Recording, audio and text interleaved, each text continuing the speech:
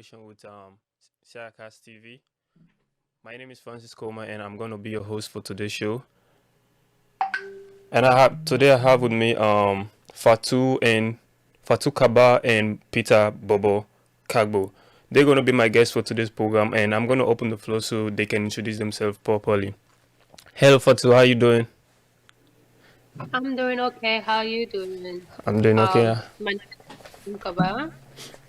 I'm currently a senior student here at Manchester University, major in Peace Studies with minor in Entrepreneurship. Uh, Living in Yale. oh yeah. How about you, Peter? Can you just introduce yourself to the guest? Fatu. I'm a senior at Boston University, major at the time, and minor in like Oh, okay, cool. So today the topic of today's program is the journey of international student.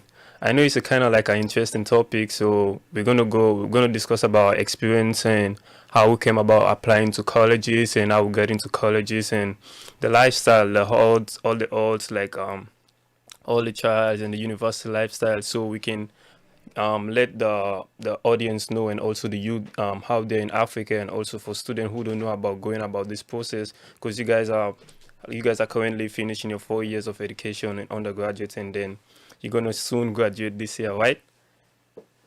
yeah, definitely. Yeah, Yeah. Yeah. very. So it's so interesting. So I would love to have you guys share your journey with the guests today. So I'm gonna start with Fatu. So for two, like we're gonna kickstart by explaining about how you know about colleges, how you're in the US, and how you came about the process and things like that. So my journey to college was like a little long journey that I got exposed to different paths. The first one started with YAS. We Oh went for the yeah, Young Africans program. exactly. Quantitative preparation, writing college essays, and all those things. After I came from YAS, I had like little understanding about what colleges in the US look like and how to go about the process.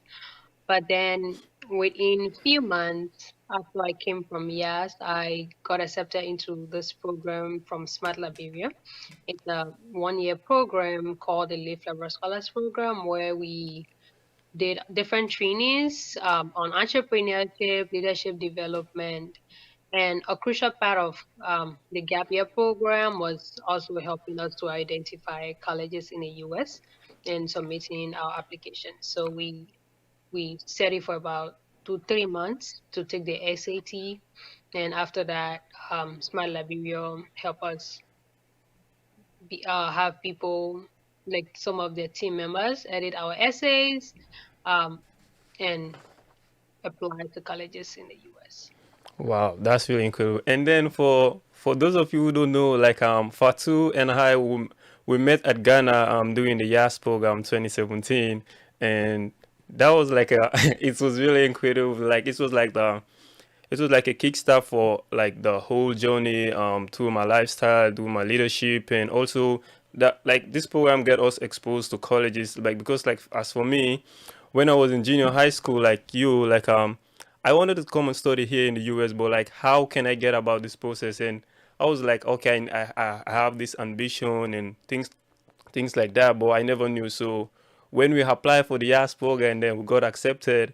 So like everything was like, okay, this is what we need to know. This is the exam that we need to take, like the ACT, and then get introduced to like the university lifestyle, and then meet a lot of admission officers from top universities out in the US. So that was really an incredible journey, and everything started from there. And then coming over to you, Peter. So like the most interesting thing is like when I was applying for colleges 2018, 2019. So the mentor he has gave me, her name is Maria. She's currently a student at Boston College. So like when I was doing my college in application, she was like, Francis, I know a guy from Sierra Leone. I just saw like Boston University just posted his pictures, and they was like, oh, he's actually doing good, and then maybe you can get in touch with him, and then he's gonna walk you through the process. I was like, okay, and then like he screenshot the post from Peter, and then when I saw the pictures, like, yo, I need to hit this guy up. We need to get in touch. So like I hit Peter up, and then the connection just started from there. So yeah, so Peter, and then like I saw like you said that you came to the US like 4 years, like 8 years back, and can you just tell the listeners about your journey, like how everything started from, like what brought you here, like what brought you here? Yeah. I hope you guys can hear me now better with my audio. Yeah. Um, yeah. So I was fortunate enough to get a soccer scholarship. And I was here. I came in the summer of 2013 for high school. I went to high school in California, a private boarding school, and I was there for 4 years. And just through soccer, playing around the country, traveling and stuff, I was fortunate to be in a very good team, and I got lucky and just through my skills and stuff playing, I got scouted by Boston University. I got another scholarship, full scholarship to come continue my education here. I'm graduating now by the end of this year. So just through soccer, I mean, I took the SAT also to come to the university here to this college. It's a very hard university to get into, so I had to keep up my grades in high school. And just work hard every day. And yeah, like almost done. Really excited to graduate soon and just So like move on with life. actually Peter, like what I want to know is like how do you get to know, like how do you come about the process, like when you were in Sierra Leone, because you came from Sierra Leone and things like that, like how do you get this scholarship, like and you were not staying in the city, you were staying all the way like one of the provinces in of Freetown of Sierra Leone, and then how did they spot you out there? Yeah, So, that's all I want to know, because we have a lot of football players out there and they want to know about this. So can you just explain to the guest about how everything started?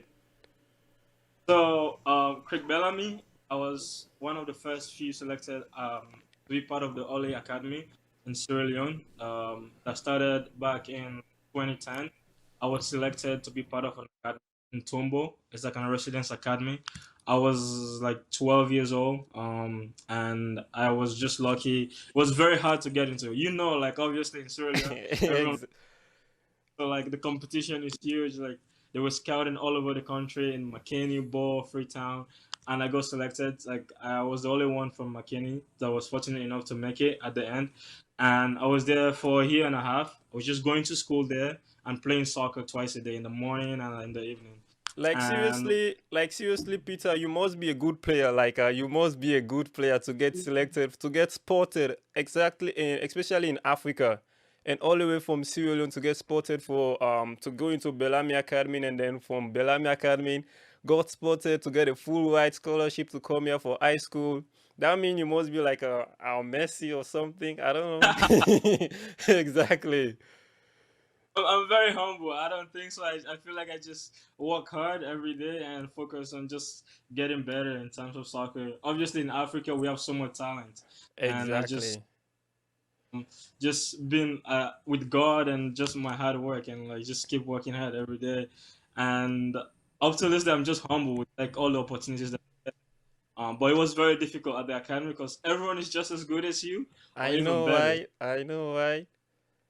There's a lot of competition, and so we had one of our volunteer teachers that was teaching. She came from the states to teach English at the academy, and she just fell in love with the country and the academy and us. And she was like, she wanted to give like scholarships to kids to come like continue their education in the states. So she came back to California and she said, "Oh, like she's gonna talk to her alma mater, like a high school. Her name is Kelsey Sullivan, and she's like." The kindest souls that ever exist. And so she went, but she came back to California and was like, "Oh, I have these kids from Sierra Leone. They're really good footballers and they're good students. I was wondering if you guys could give scholarships to them and stuff." And thankfully, everything worked out. And then it had to come to like the other aspect of it. Like she has to select some of us to come over here in California to continue like a high school education, and it was very difficult because like anyone deserves it, to be honest. Oh, So I was fortunate to like be the second group to selected to come to Dawn School and further my education. That's how it came to be, and then she became our host family here. We like stay with her She took by the end, by my senior year in high school, it was like 10 of us at the house, like over 10 plus kids from Wow. Sierra Leone. And we all went to high school, all like private boarding schools that even like kids here can't even afford to go there. So like we Exa- were very, exactly. yeah. So like So, coming back to you Fatu, like like after the YAS program, like every one of us go back to our countries, and then like we started applying to colleges. Some apply and then go like a full ride scholarship, and then because it's easier to apply and get accepted but not get a full ride. And because like when you're thinking about the cost for African student and also international student to come study here in the US, that's a lot of money, bro. That's a lot of money. Like you cannot afford to pay like $25,000, like because some schools they give you like a 24 like a partial scholarship, and only if you got accepted to the Ivy League or whatsoever like school that like they got money so they can pay for you. But how do you come about Manchester University? Like how do you get like the full ride scholarship to come over here? That's pretty tough. Let's make it clear that I don't have a full ride scholarship. So what happened is that after I went back home, I Smart Liberia is like a non-governmental organization back home that basically runs different programs to help young people uh, become better leaders for the country. So the gap year program, which I mentioned earlier, the Lift Liberia Scholars program, they put out application like every year and allow students to compete for the program. So during my time, we did an online application first, and after then we did an aptitude test.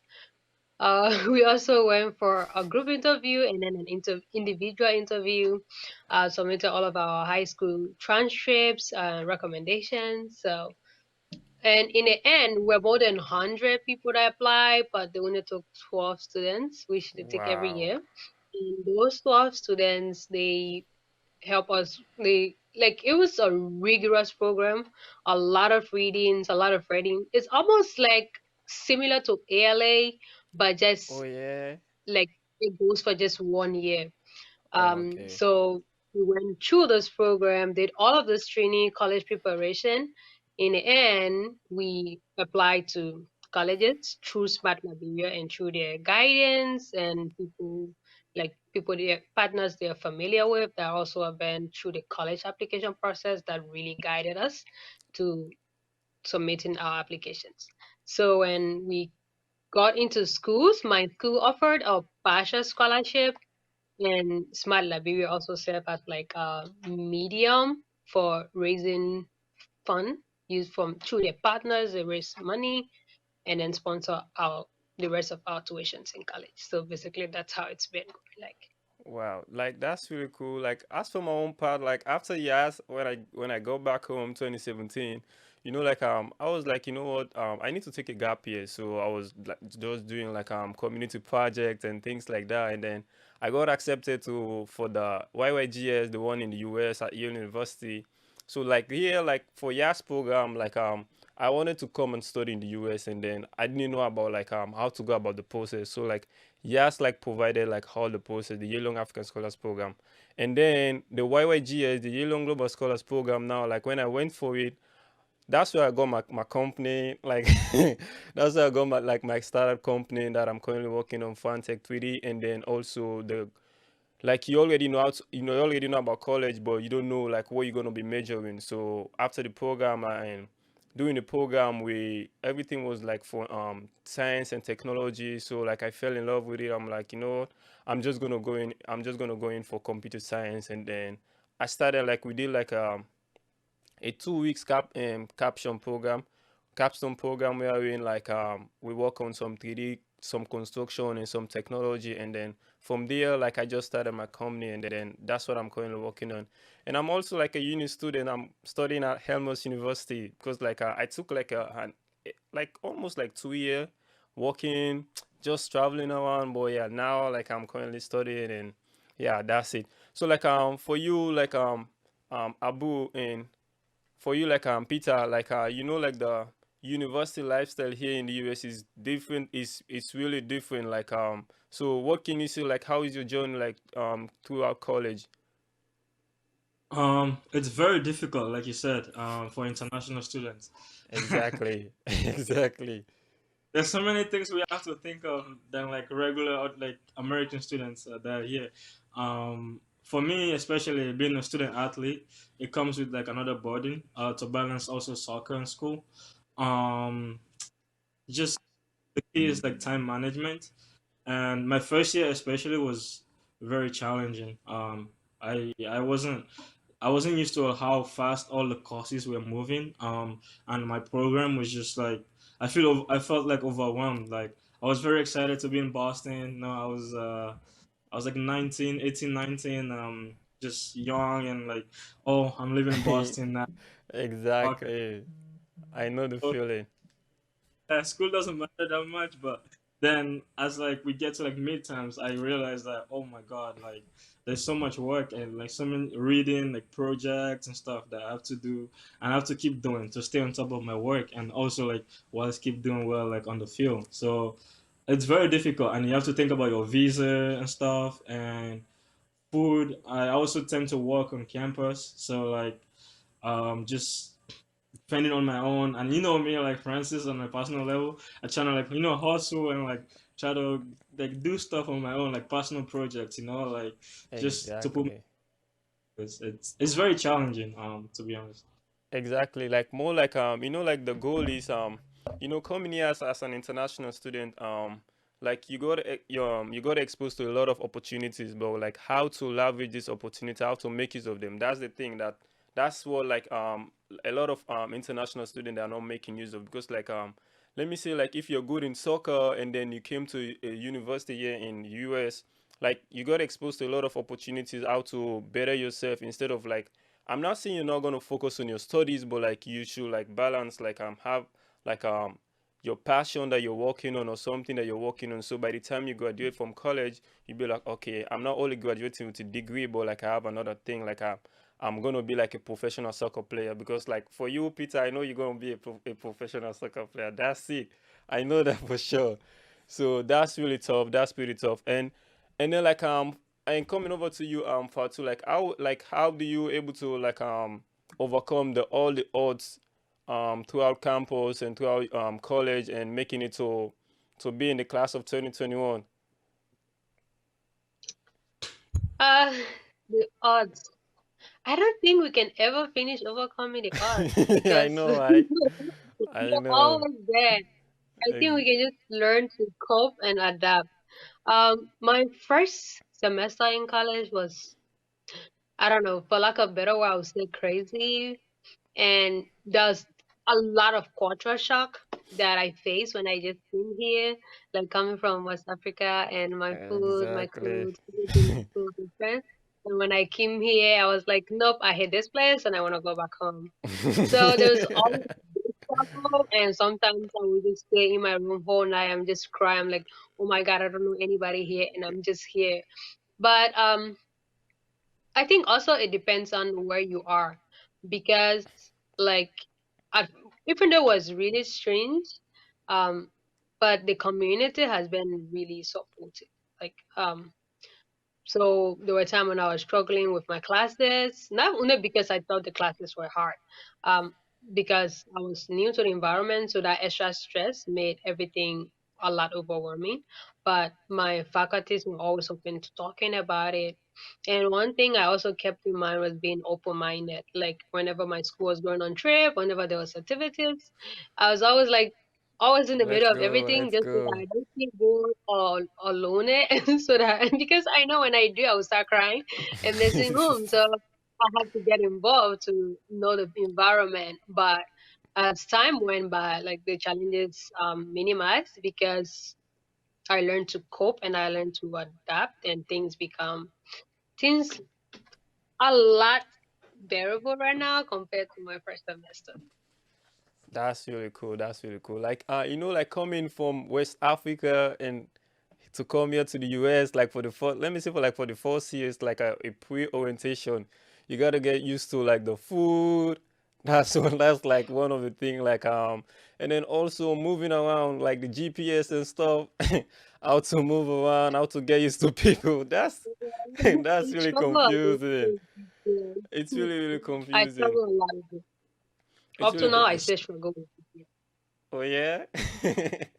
Like for me, like when I first got, like when I first came in, I was like, okay, I'm gonna move by myself. I'm gonna move by myself. Like you know the reason why, because like when you're moving with someone, like you're not gonna, even if you get lost, you're gonna be like, oh, I got someone that got my back. But like if you're moving by yourself, you're gonna be like, okay, now what next? Now my GPS is off, and that's I need to find my way out. So like you'd be like, hey, can you can you direct me where is my address and stuff like that? But that's really cool and things like that. So and like getting this opportunity is really like it's really like a lifetime changing. And so like what I want to say, like for me, and also like for the list, for people listening to this program, like we all of us are fortunate to come to the US to come and like to live the American dream, because the regular American dream is to get a degree and then that's still like continue working and get a lot of experience. So are you guys planning on gaining your masters, or are you gonna take like a 2 year gap year and get like a working experience or something? Um, Fatu, Yeah, go. yeah, If Fatu, yeah, yeah. Okay, Fatih, you can go. So I do plan on getting an OPT first, but I'm between OPT and H1B. So H1B is like that visa where you get an employer, they can sponsor you for up to 3 years, and if they really like you, it can go up to 6 years. But my plan mostly is to get an OPT, which is like 1 year training for your where you can apply and be able to get a work experience within your particular area of study. I want to like get an OPT and then at the same time to work on moving to my masters. But if that does not work, I want to get an H1B to work for at least 2 years and then go get my masters. Because from all my research, masters is more like a job-based learning than just regular academic degree. And I want to know what it feels like to be in the actual job market so that I can use that skill to better know what I'm getting out of my masters. Oh, okay. So how about you, Peter? yeah, for me, I want to do my master's degree too. But there's so many issues, so many things to think about. Cause I have like with soccer, I can get like a scholarship for 1 year or 2 years to get a master's degree that I'm not gonna pay for financially. So like, why not just get it over with when I can? You know, like Whoa, you know, whoa, whoa! I wish exactly. I. That's Oh my god! that's definitely a catch. Yeah, like Yeah, seriously, like you're exactly. getting So like a something I free have to ride pay for. from high school. You're getting like a free ride from high school to your master's degree through soccer. Whoa, you must be a good player. No, like seriously, Fatsu, he must be a good player. Yeah, so go on.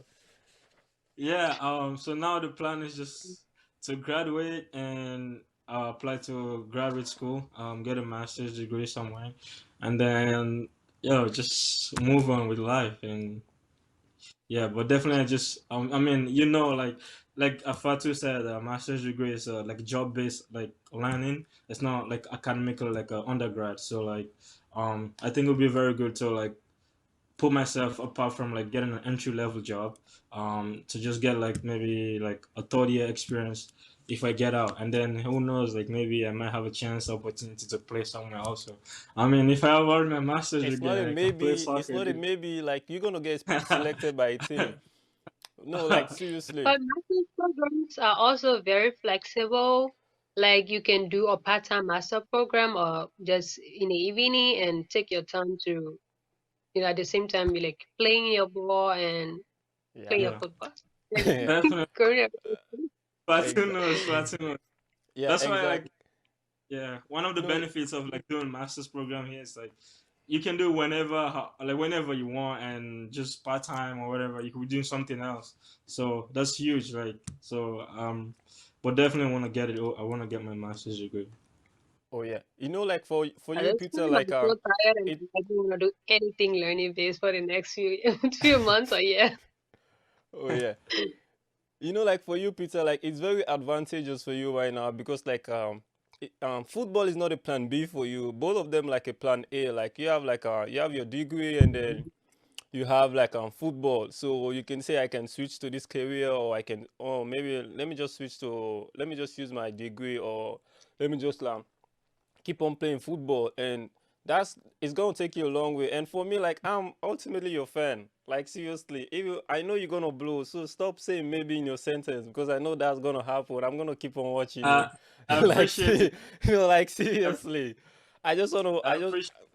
yeah, like I just wanna wait for a time. You're gonna be like, hey Francis, I'm having a football match in Camp Nou. I'm be like, oh boy, I'm coming over. Yeah, and My and guy. And then Fatu, like just like you said, like it's really nice to have like a working experience and to have like a sneak peek of the kind of job you wanna the kind of job or the field you wanna continue, you wanna further your studying, and also what is like to have like that working experience, working and then also studying, because like some people like sometimes you can get a degree and then you don't end up using it, and that's the society we're living in right now. People end up doing a job that something they're passionate about and making money from it instead of like making money from the degree. But I'm not saying you're not supposed to go get a degree, because like that's that's like a traditional set of learning. That's how they taught us like we should go about like all these steps. But I know like a lot of listeners, a lot of people drop out, but we are not that type. Like we are chasing the goal, and that's really cool. And then like what I want to say what I want to say again, the question I have is like how are you guys able to adapt to the new to this to like this new normal, the new system of learning from the classroom and jumping over to the Zoom classes? Like, is the Zoom class boring or something, or do you miss going to in-person class or what? Uh, I can just jump in there. I don't know, but it's a very difficult thing to explain, especially online, because the truth is, Zoom classes, I don't find them hard. I just there's a lot of lack of concentration. Exactly, because you can be doing They your thing and then also doing your Zoom like class. just turn off your camera, and sometimes it's just like compared to traditional Exactly. classroom where you are forced to sometimes take part in group work that make you focus. But Zoom is just but at the same time I think it have it both sides to it, because when you are online, you can be able to listen without necessarily feeling like you can always jump in class anytime and listen to the recordings and be able to study and catch up on material compared to when you were like in traditional classroom. I think it has So both that's the upsides and disadvantage of downsides what? Which because one is the advantage? I want to know the advantage of doing like the Zoom class the or like advantage the for me sometimes, as for me personally, because I feel like sometimes I'm very lazy, is that I can just wake up anytime and just jump online. Like I can be taking a nap in my room and my alarm ring like 5 minutes o'clock and I just log into class. oh yeah. And also sometimes professors give you recording of classes. So in case maybe you were not paying attention to that particular class, something was going on for you, you can always go back to the recorded videos and be able to, reflect on what was Yeah, taught. yeah, I think Not that complete. like that's one of like the advantage. Like for in-person class you can be like, oh, I just woke up around 6 a.m. and then I have class 6:30. You'll be like, oh, I have to go and wash. You're always in a hurry, but like if you're doing like Zoom class, you can be like, okay, oh, I'm a little bit late. Let me just click. Just like cheating of the internet, you just click and then that's it, you're online. And then for having the opportunity to have like a pre-record class where you can use it for your studies and something, that's a plus. Yeah. I think the 21st century ways of learning right now is kind of like cool. We can be doing both Zoom and in-person classes for the ongoing. So how I'm about you, not happy Peter? person. Yeah, Yeah. exactly, instead of having one. Yeah. Yeah. Just like Definitely agree with her. I think it's like something called Zoom fatigue. just because we've been learning like this for a year now. Like lockdown started back in March last year. So like I did like summer school like from like the spring, then summer school, and now, and it's just it gets like, because our rooms, like our normal living rooms, they're not classrooms. So like you get sometimes very lazy and too comfortable, and you're like, I'm home. This is my bed. My bed is right here. how can I how can I be focused like in this 2 hour lecture, just paying attention, taking notes and stuff? It's very hard to stay concentrated. And you're on your Exactly. laptop. So like you can have so many things on your, you can be doing Mm-hmm. anything. And you can have Mm-hmm. your camera off. So like those are like the hard things with like online, but like I like you said, like we're living in like times of change, and like you just have to adapt. And for me personally, I have one of my classes that I have conflict with another class at the same time during the week. So I always listen to the lecture of one of them. It's like a 12-hour lecture during the weekend because it's recorded, so I don't have to be there in that class.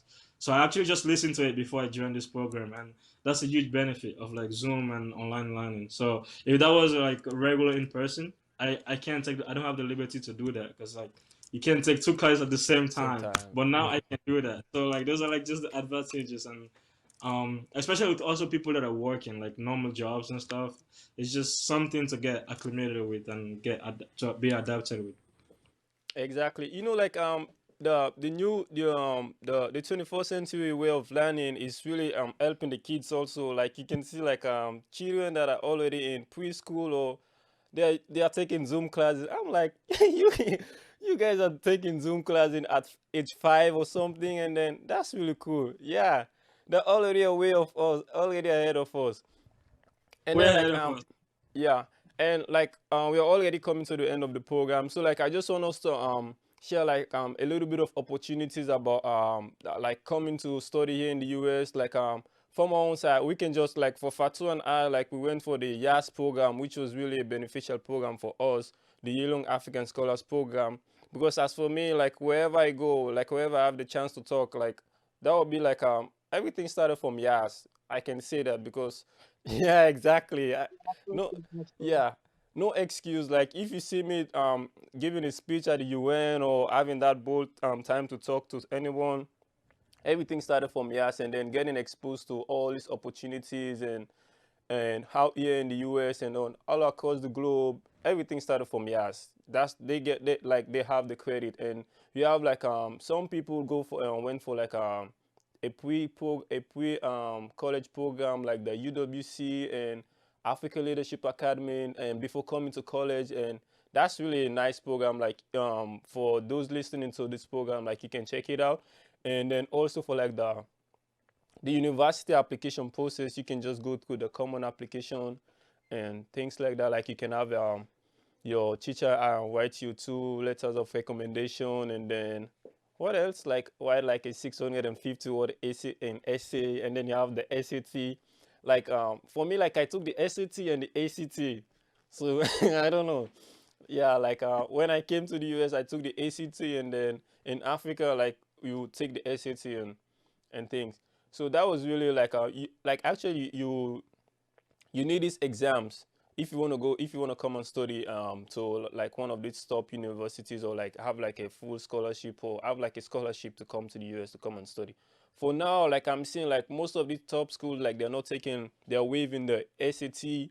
So it's really like a chance, but I know it's gonna be competitive, because if you see in Stanford University or Yale waiving their SAT program, that means you have to have like all A's in your study, in all your academics, in all your courses. And like yeah, that's it. I'm like, you guys are saying you're waiving SAT, but it's not gonna be, that's gonna be a lot of competition. There's gonna be a lot of competition to get in. But like if you're like an A student, or you're just be like a student that have the passion to come here, like you can go through this program, and then you can also get in touch with one of us, and so like we can walk you through the process. As for me, like I've been like a mentor for the past 1 or 2 years, mentoring students to get access to all these opportunities, because like it's all about part of giving back to society and things like that. And yeah, we have seen a lot of students benefit from me, and then coming here to the US to come and study. Because like for me, like the time I was doing my college application, You know, the funniest thing is one of my friends that I helped to apply to college, he gained admission before me. I was like, bro, like we went through the whole process because like when I was applying, like I showed them everything. I was like, okay, this is what you need to do. You need to go and get your teacher recommendation. So we all went through the process, and then when it's time to like like the January early decision, and yeah, and then he got his admission. Was like, oh, Francis, I just saw a letter in my mail. I'm like, okay, let me see. And then when the guy showed me, I was like, bro, I'm still waiting for mine. I'm not seeing mine. And then now you the one I helped you just got your admission. I was a little bit jealous, but I'm like, okay, let me just be patiently waiting for mine. And then luckily it came out, and it's really nice. Like I'm studying, and then also have the chance to focus on other things like your passion. I can be doing a lot of things like doing my talk show program, my podcast, and also for like the first EP that we just did right now, Your Voice Matter. Like I started all this idea like way back, but last year, but now we have the chance to do like the first EP. So like I'm gonna be having guests like you, and so where we can come and discuss about how to walk through all this process and talk about different topics about life and about success and how we can get ourselves ready after studying and to get along the process. So thank you guys for being my guest today and have fun. It was an honor. Thank you. I have like one more thing. I have like a last four question here. Let me from the producer. One of the question is how will you spend your time if you how will you spend your time if you're turned invisible for a week? If you turn invisible for a week. Oh my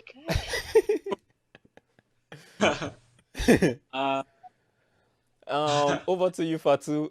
Okay. I feel like I'll do the things I've always done during my free time.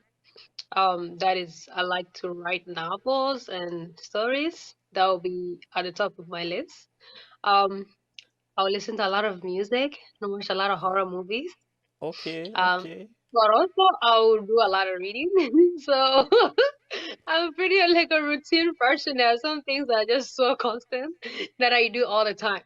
But I also work on building my dream company, which I know it's a long time, but that It's would be not a a long great start. time. It's not a long I time. Just know, keep like working on it's it. like something I want to work on after I get my master's. So I'm not like saying now, but that would be like, you know, but the few things I'm gonna start like in just a week. It's gonna be reading, writing, watching a lot of movies, listening to music, and connecting with friends. And That's it. then one more thing, Fatu. You know, like I'm still your contractor, right? I'm gonna build your 3D printing construction house. So you can have a like an apartment for you now in the US, but like when you're going back to Africa, let me just handle that. I'm gonna handle that area for you. So don't find anyone. I'm coming with my technology, okay? And then also for you, Peter, how will you get along with someone exactly like you? Like your duplicate. So, well, I mean, I think I'm very down to earth. So, like, having someone that looks exactly like me won't be difficult to live with or be around. So, like, we'll figure something out. Like, 2 minds that think alike. I think we'll get along very well. I'm pretty easygoing, so I don't think we would clash heads. If anything, we'll do some. We'll No, make I'm something. sure. Make some. I know you guys gonna crash because like if you guys are competing for like another a master scholarship or to get your PhD and then they say they're only offer one person, be like, yo, you're not my bro. Hey, You're not my bro. then maybe we might clash, you know. Yeah. But there's a lot of scholarships out there for everyone. I think we can figure something out. Just a follow up, Peter. Do you think you guys would be boring together? That's a good question. Born together. Boring, like boring, like boring, like so just unlike looking. Yeah. Um, I don't think so. I don't think so. I'm pretty outgoing, and I Hey, don't know. I always want to do, and I think he will want to do the same. I think eventually what will happen is we'll get tired of each other, and That's everyone wants their own. yeah, exactly. It's like having it. It's like being a twin. Exactly. Yeah, you yeah. guys are gonna be doing the same stuff and same things together, and you get tired of yourself. And then one more last question for you, Fatu. The question will be like, if you had to come up with a new class that everyone is required to take in school, what will it be? Like if you have to have like your own course or something. Hmm. Oh my God. Just recently in one of our classes, we were asked similar questions like that, and I had just so many things in mind.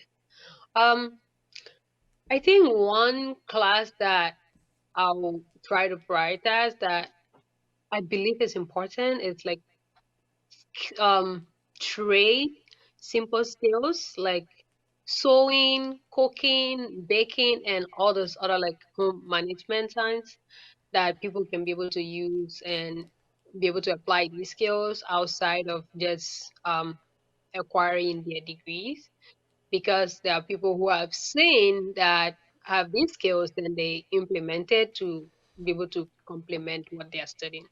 Um, I know there are some schools that offer it, but I just think it will be a lot better that most schools prioritize trade and having people have real like skills they can be able to implement as they go through their learning process. You know, like this question is it's like a similar college application question. I remember writing an essay about this one where they asked you like if you had the chance to teach like a college course, like what would it be and what would it be about? I think that was I don't remember the college, but I remember I wrote an essay about it, and then my response was like I think my response was like procrastination 101 or something, where we like how to yeah, like you Shout out know, to that class. yeah, how to manage your time. You know, it's really easy for like for someone to just sit around, like when you know to do, whenever you have a lot of time to do something, you always be like, oh, okay, let me just skip this task. I'm gonna finish this essay tomorrow. I'm gonna leave it for tomorrow. Instead of writing it now, and then when tomorrow comes, you be like, you have a lot of things on your plate, and then how can I focus on this? How can I focus on this? So that was my cause. Like that was what I wanted to cheat because I'm like a deadline type of person, if I can say that. Like I always finish work at the deadline. You know, like but and whenever I finish work at the deadline, like it always comes out well and things, and but I'm like I'm always on the watch. And then like you know Yeah, like yeah, you know like um if you want to I read a book, I think The Magic of Thinking Big. They say like if you want your job to be get done easily, you need to give it to a busy person. If you give it to someone that have a lot of time, they will never do it on time. Like seriously, they will never do it on time. They will never do it on time. And then for you Peter, I have a last question for you. Like, if your life were a video game, which level will you be the most difficult to get through? If your life was like a video game, which level do you think would be the most difficult to get through? Oh, That's a tough one. um, that's a tough one. I feel like my whole life, every day, it's like a journey. It's like something to get through. There's so many Exactly. times, like you have goals that I set for myself. But I would say like right now, to be honest, because I have like a year, just under a year to graduate, and I feel like I have like a calendar that tells me like how many days I have exactly to graduate. It's Oh just like yeah. the rush, and I want to leave, I want to leave, I want to leave college. I do that. you, I and yeah, yeah, you can go on, you can go on. feel like that's like the most difficult part, like the having the patience to wait to like graduate, like just because I know I'm done, like I've done all the core curriculum for my programs and everything, so like I can be a graduate and everything will be fine. Like I'm not lost or anything, but it's just a couple of classes that I need to finish and stuff. So I would say that's like probably the most difficult right now.